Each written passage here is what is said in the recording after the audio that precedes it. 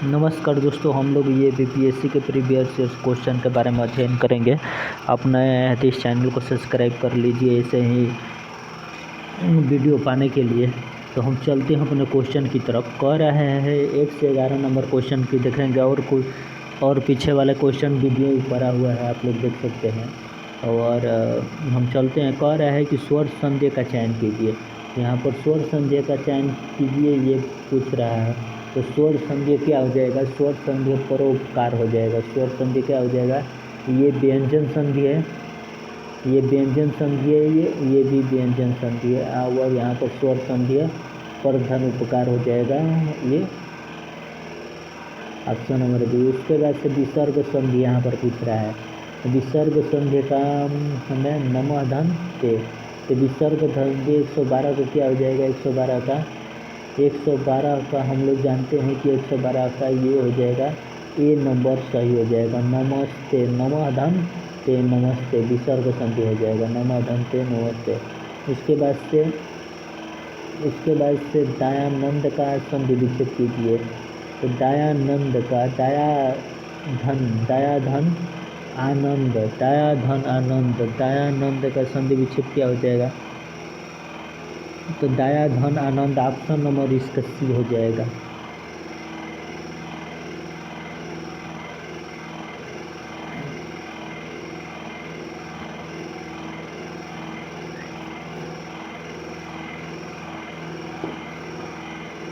Option number C हो जाएगा, दया धन नंद। ऑप्शन नंबर दया प्लस आनंद हो जाएगा। इसमें ये नहीं होगा, ये आधार है। ऑप्शन नंबर इसका सी हो जाएगा।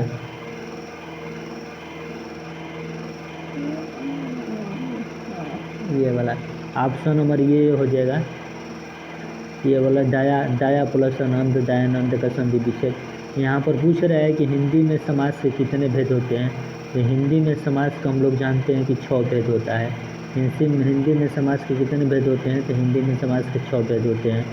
उसके बाद से कह रहा है कर्मधारय समास का चयन कीजिए।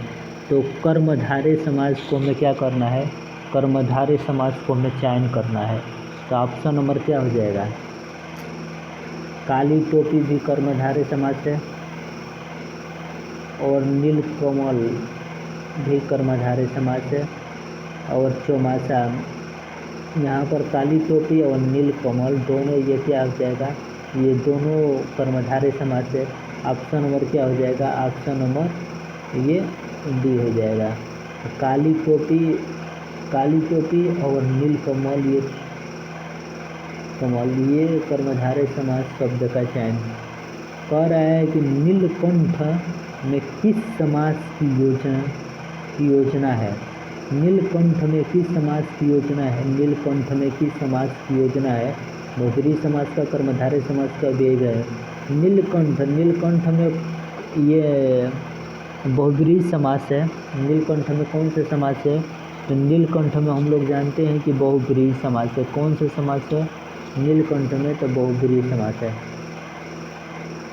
ऑप्शन नंबर ए हो जाएगा, नीलकंठ में बहुब्रीहि समास है। उसके बाद से यहाँ पर देखिए, व्याकरण के शब्द सब्जेक्ट वे परिभाषित शब्द है। तो ये व्याकरण के शब्द सब्जेक्ट ये विषय होता है। 17 का क्या हो जाएगा? 17 का सब्जेक्ट का हिंदी परिभाषित शब्द कर्ता होता है। ये सब्जेक्ट का ये पूछ रहा है कि इसमें बताना है हम लोग का। यहाँ पर देखिए, कह रहा है कि व्याकरण के शब्द सब्जेक्ट का हिंदी परिभाषित शब्द क्या हो जाएगा? तो ये तो हिंदी परिभाषित कर्ता होता है। सब्जेक्ट को हिंदी परिभाषित शब्द क्या होता है? तो कर्ता होता है। क्या होता है? कर्ता होता है।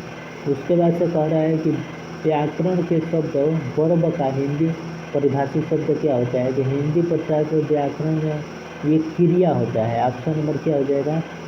ऑप्शन नंबर ये हो जाएगा, ये क्रिया होता है। उसके बाद से आगे कह रहा है कि शुद्ध परिभाषित हिंदी शब्द का चयन कीजिए। तो हमें शुद्ध परिभाषित हिंदी शब्द का चयन करना है। कि शुद्ध परिभाषित जल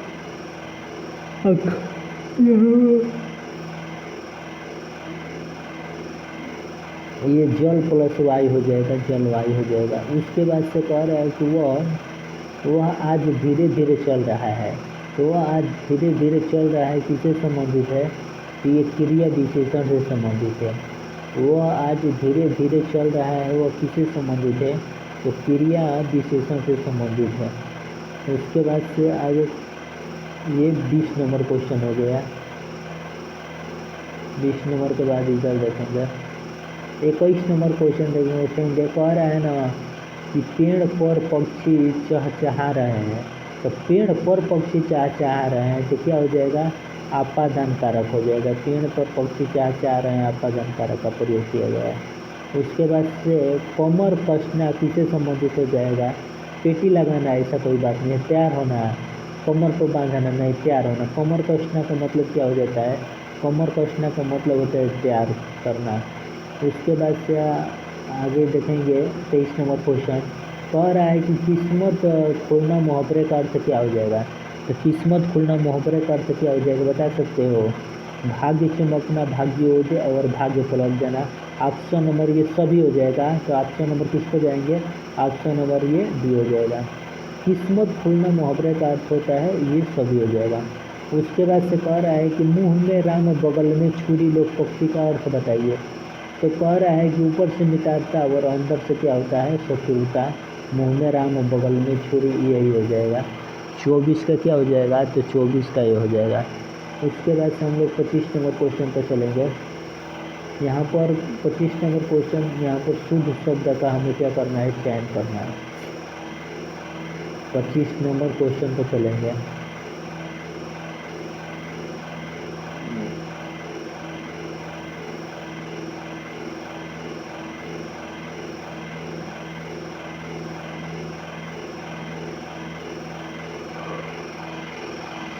तेईस नंबर क्वेश्चन पाएंगे। यहाँ पर देखिए, कह रहा है कि वो भयंकर तूफान के झोंके की तरह भाग गया। तो वाक्य में कौन सा पद बंद है? कह रहा है कि वो भयंकर तूफान के झोंके की तरह भाग गया। वाक्य में कौन सा पद बंद है? तो वह भयंकर तूफान के झोंके की तरह भाग गया। वाक्य में कौन सा पद बंद है? वाक्य में कौन सा पद बंद है? तो क्रिया विशेषण पद बंद हो जाएगा।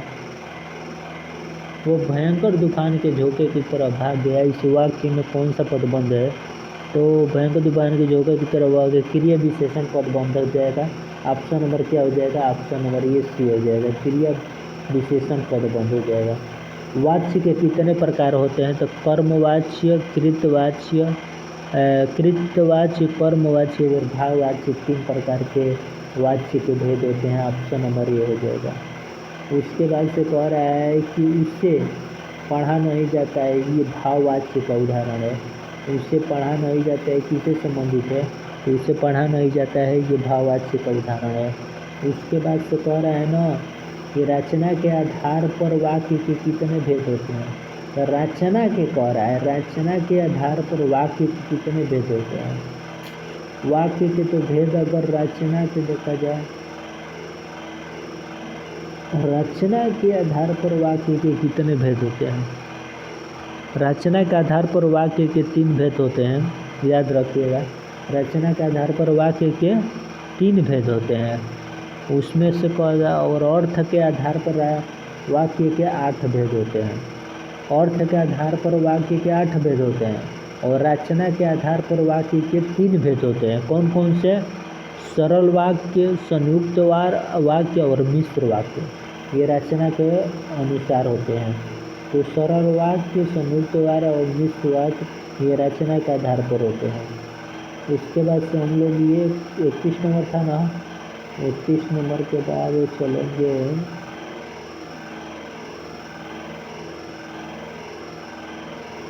31 नंबर के बाद हम लोग क्वेश्चन देखेंगे। यहाँ पर क्वेश्चन की देखो, यहाँ से हम लोग कुछ थोड़ा इधर इधर देखिए, यहाँ कह रहा है कि यहाँ पर किस्मत खुलना का मतलब क्या होता है? तो हम लोग जानते हैं कि किस्मत खुलना का मतलब जानते हैं कि क्या होता है। किस्मत खुलना के मतलब हम लोग जानते हैं क्या होता है। तो किस्मत खुलना के मतलब हम लोग जानते हैं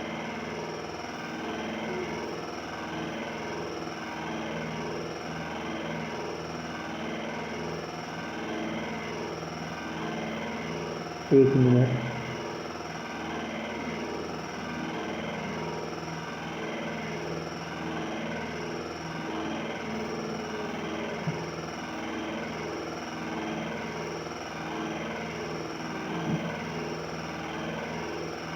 किस्मत खोलना के मतलब क्या होता है, भाग्य चमकना, भाग्योदय, भाग्य पलट जाना। यहाँ पर तो ये सही है। उसके बाद से यहाँ पर देखिए कह रहा है कि 24 नंबर क्वेश्चन देखिए जो सबसे मोस्ट इम्पोर्टेंट कर मुँह में राम बगल में छुरी, ये मुहावरे का अर्थ क्या हो जाएगा। तो मुँह में राम बगल में छुरी मुहावरे का अर्थ पूछ रहा है। तो बता सकते हैं कि मुँह में राम बगल में छुरी मुहावरे का अर्थ क्या हो जाएगा। एक सेकेंड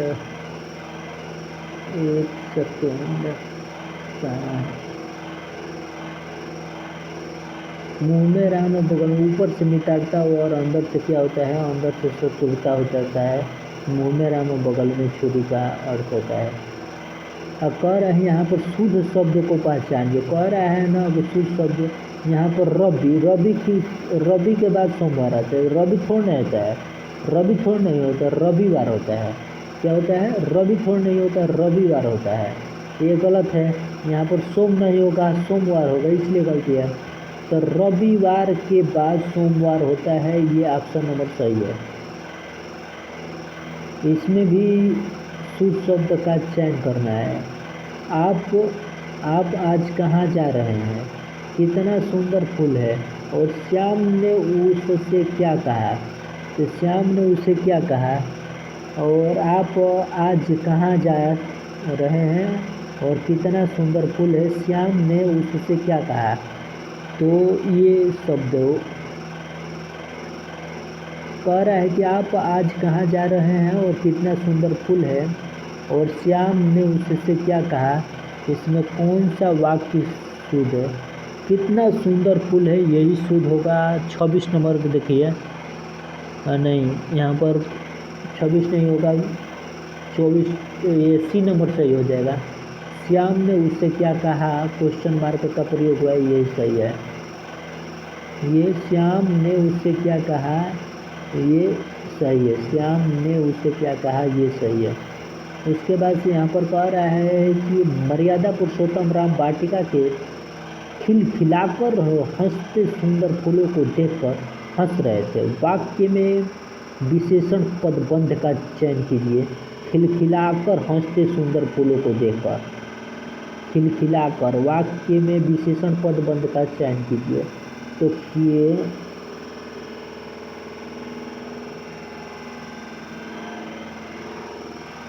उसमें विशेषण पदबंध का चयन कीजिए। तो उसमें कौन सा विशेषण पद बंद हो जाएगा। भयंकर तूफान के झोंके की तरह एक क्रिया विशेषण हो जाएगा। तो क्रिया विशेषण ऑप्शन नंबर क्या हो जाएगा, ऑप्शन नंबर ये सी हो जाएगा। उसके बाद से आगे क्वेश्चन देखिए। आगे कह रहा है ना कि वाच्य के कितने भेद होते हैं। तो वाच्य के 3 भेद होते हैं, और उससे पढ़ा नहीं जाता है। ये भाववाच्य का प्रयोग हुआ है इसमें भाववाच्य का प्रयोग हुआ है। और उसके बाद से कह रहा है कि रचना का आधार पर वाक्य कितने भेद होते हैं। तो रचना का आधार पर वाक्य के 3 होते हैं, सरल वाक्य, संयुक्त वाक्य और मिश्र वाक्य। सरल वाक्य, संयुक्त वाक्य और संयुक्त वाक्य और मिश्र वाक्य होते हैं। ये ऑप्शन नंबर 3 हो जाएगा। और कह रहा है कि मैं लिख रहा हूँ और आप हंस रहे हैं। संरचना आधार पर वाक्य रूप बताइए। तो मैं लिख रहा हूँ और आप हंस रहे हैं, ये संयुक्त वाक्य है। ये संयुक्त वाक्य क्या है, ये संयुक्त वाक्य है। और उसके बाद से कह रहा है कि मेघमय आसमान से उतर रही संध्या सुंदरी परी से धीरे धीरे इस कौन सी शब्द शक्ति का प्रयोग हुआ है? तो कह रहा है ना कि इसमें मेघ में आसमान से उतर रही संध्या सुंदरी परी सी धीरे धीरे धीरे, इस पदवंश में कौन सी है? तो ये लक्षणा का प्रयोग है। इसमें किसका प्रयोग हुआ है? इसमें लक्षणा का प्रयोग हुआ है। अविदा लक्षणा व्यंजना।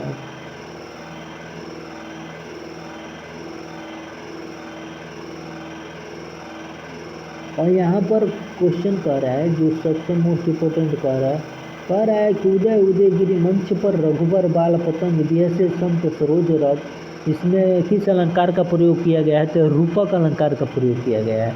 34 का क्या हो जाएगा? तो 34 का सी हो जाएगा। ये रूपक अलंकार का प्रयोग किया गया है, रूपक अलंकार का प्रयोग किया गया है। उसके बाद से कह रहा है पीपर पात सरिस मन डोला। पीपर पात सरिस, इसमें क्रिया अलंकार की योजना बताइए। तो पीपर पात सरिस मन डोला, इसमें भी क्या इस चीज़ का प्रयोग किया गया है? इसमें पीपर पात सरिस मन डोला, इसमें रूपक अलंकार का प्रयोग। 35 का क्या हो जाएगा? तो हम लोग 35 का ये हो जाएगा। पीपर पात सरिस मन डोला, ये रूपक अलंकार का प्रयोग हुआ है। उसके बाद से यहाँ पर अति कटु वचन कहती के कई, मनहु लोन जरे पर देई, में उत्प्रेक्षा अलंकार। मनहु मानो जनहु, जनहु आएगा तो हम उत्प्रेक्षा अलंकार हो जाएगा। ये क्या हो जाएगा? ये उत्प्रेक्षा अलंकार हो जाएगा। उसके बाद से आगे कह रहा है कि या अनुरागी चित्त की गति समझे नहीं कोई, जियो जियो बूढ़े श्याम रंग, जियो जियो बूढ़े त्यो त्यो उज्ज्वल होई, में कौन सा अलंकार हो जाएगा? यहाँ पर विरोधाभास, यहाँ पर एक अंधेरा और उजाला का रूप बताया गया है, एक विरोधाभास हो जाएगा। ऑप्शन नंबर क्या हो जाएगा? ऑप्शन नंबर ये सी हो जाएगा।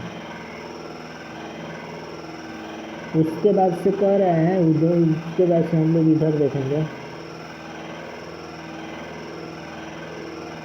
कह रहा है कि अस कहीं फिर चितय तेहि ओरा, अवश्य मुख शशि भय नयन चकोरा, में किस छंद का प्रयोग किया गया है? तो किस छंद का तो गिन लिया जाए, किस छंद का हो जाएगा? 1 2 3 4 5 6 7 8 9 10 11 12 13 14 15, तो ये 16 हो जाएगा। तो ये चौपाई का प्रयोग किया गया है। तो 40 का क्या हो जाएगा? 40 का चौपाई हो जाएगा। 40 का क्या हो जाएगा? 40 का चौपाई हो जाएगा। 16 मात्राओं का प्रयोग किया गया है। उसके बाद से कह रहा है कि दोहा छंद में मात्रा विधान क्या है?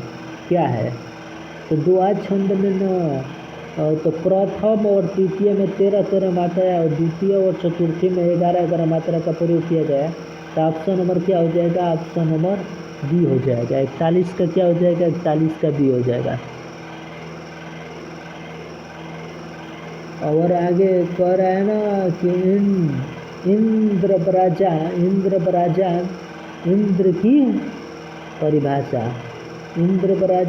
की परिभाषा, ये 42 का भी हो जाएगा। 11 वर्णों की योजनाओं में तगण जगण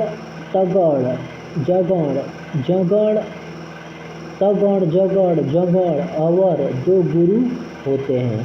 तगण जगण और जगण अवर 2 गुरु होते हैं। इंद्र बराजा छंद की परिभाषा में तगण जगण और 2 गुरु होते हैं। उसके बाद से कह रहा है कि बड़ा की छोटा कुछ काम कीजिए, परंतु पूर्वा पर सोच लीजिए, बिना विचारे यदि काम होगा कभी ना अच्छा परिणाम होगा। ये किससे संबंधित है? तो बड़ा की छोटा कुछ काम कीजिए, परंतु पूर्व पर सोच लीजिए, बिना विचारे यदि काम होगा कभी ना अच्छा परिणाम होगा। इसे किससे संबंधित है? 43 का क्या हो जाए? उपेंद्र बराजा से संबंधित है। उपेंद्र बराजा के प्रत्येक चरण में जगण तगण जगण दो गुरु वर्णों के रूप में वर्णित होते हैं। तो ये क्या हो जाएगा, ये उपेंद्र प्रजा हो जाएगा। ये क्या हो जाएगा, उपेंद्र प्रजा हो जाएगा। उसके बाद से हम लोग आगे क्वेश्चन की तरफ चलेंगे। आगे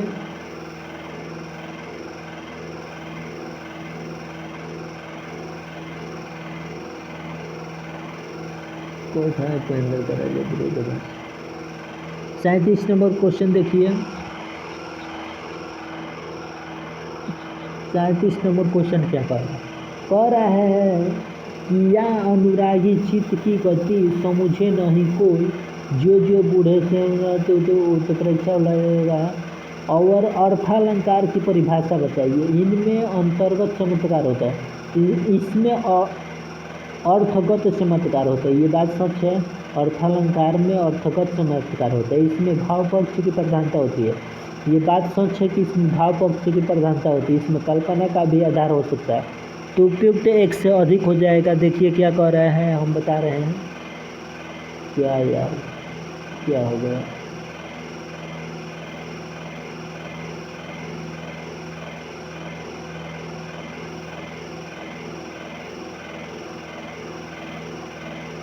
हैंग कर रही है थोड़ा मोबाइल। अर्थालंकार की परिभाषा को हमें बताना है। 38 का क्या हो जाएगा, 38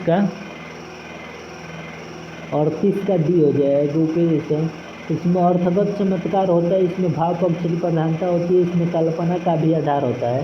तो ऑप्शन नंबर क्या हो जाएगा, ऑप्शन नंबर ये डी हो जाएगा। डी ऑप्शन नंबर डी हो जाएगा, ये नहीं, ऑप्शन नंबर डी हो जाएगा। उसके बाद से आगे क्वेश्चन देखेंगे। छंद की परिभाषा बताना है। तो अलंकार की परिभाषा, अर्थालंकार की परिभाषा होगी। इसमें अर्थगत चमत्कार होते हैं, इसमें भाव की प्रधानता होता है, इसमें कल्पना का भी आधार होता है। और छंद की परिभाषा देखेंगे। ये छंद की परिभाषा देखेंगे और हम बताइए छंद की परिभाषा। 39 नंबर क्वेश्चन कह रहा है ना कि कविताओं में वर्णों की योजना छंद है। बात सच है कि कविताओं में कविता कह रहा है कि कविता में वर्णों की योजना क्या है, कविता में वर्णों की योजना छंद है।